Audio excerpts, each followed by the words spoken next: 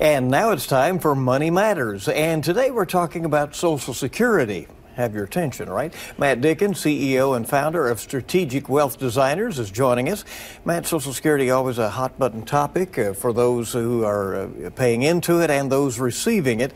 Always a tough question to answer, but when should people start to take Social Security? You know, Bill, that's probably one of the most common questions that we get when we meet with individuals in the office that are considering retirement, and it really varies. There's no cut and dry answer to that question because it's going to depend on whether you have a pension or maybe you have rental property that you own, maybe a strong retirement, whether you're married or not. You know, there's actually over 500 different ways that you can draw Social Security, so it's something that we always recommend individuals get an analysis done to help you determine when you should start taking it. And if you have, if you expect to live a long time, it's a different matter, right? Correct. But I know you did say that if you need it to survive on, go ahead and take it.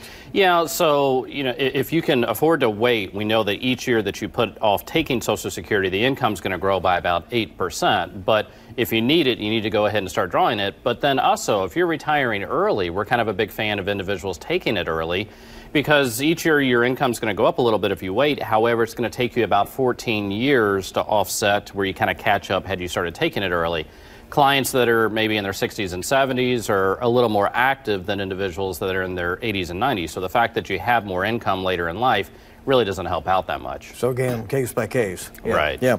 All right. We hear all the time, you know, that Social Security may run out, and the politicians make their promises, and and always, and sometimes there's scare tactics about it. Right. Is that reality?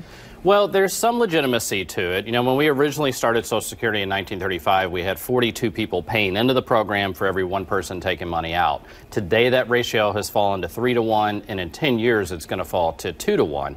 Another thing that's really changed is individuals originally would draw Social Security on average for about 2 years before passing away. Today, it's actually 23 years before someone will actually pass away. So the financials of it have changed dramatically. So I don't think it will ever cease to exist, but I could see us changing who's eligible for it, maybe increasing retirement age, reducing benefits, things like that. Yeah, there's been talk of means testing, for instance. Correct. You know. I think that will be at some point in the future, more than likely. All right, Matt, thank you. Great ideas as always. And learn more ways to make your money matter on WKYT.com. And if you have something that you'd like us to discuss, send us an email to news@WKYT.com, and hopefully we can talk about it here.